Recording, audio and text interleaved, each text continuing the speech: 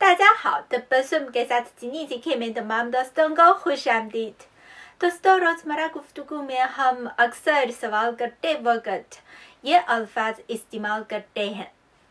क्या, कहाँ, कब, कौन, कैसे और क्यों।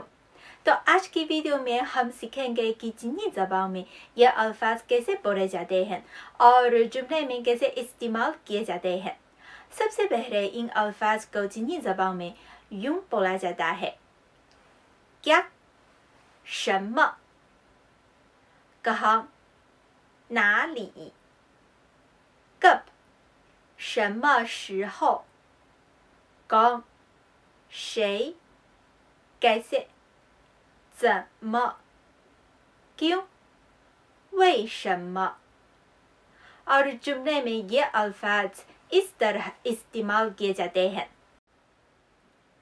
क्या, 什么, ये क्या है, 这是什么, 这是什么, वो क्या है, 那是什么, 那是什么, कहाँ, 哪里, स्टोर कहाँ है, 商店在哪里，商店在哪里 ？Bus station कहाँ है? 公交車站在哪裡？公交車站在哪裡？ कौन, 誰 ये कौन है? 這是誰？這是誰 ये किसने किया है? 這是誰做的？這是誰做的 कब, 什麼時候 आप कब घर वापस जाएंगे? 您什麼時候回家？您什麼時候回家 आपने नाश्ता कब किया है? 您什麼時候吃的早飯？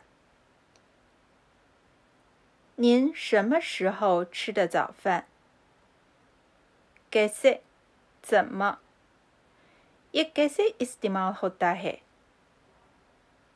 這怎麼用？這怎麼用 क्यों, 為什麼 आप चीनी ज़बान क्यों सीखते हैं? 您為什麼學漢語？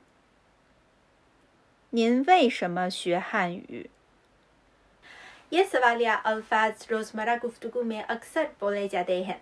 उम्मीद है कि ये आपके लिए मुफीद होंगे। तो अगली वीडियो में फिर मिलेंगे। 再见।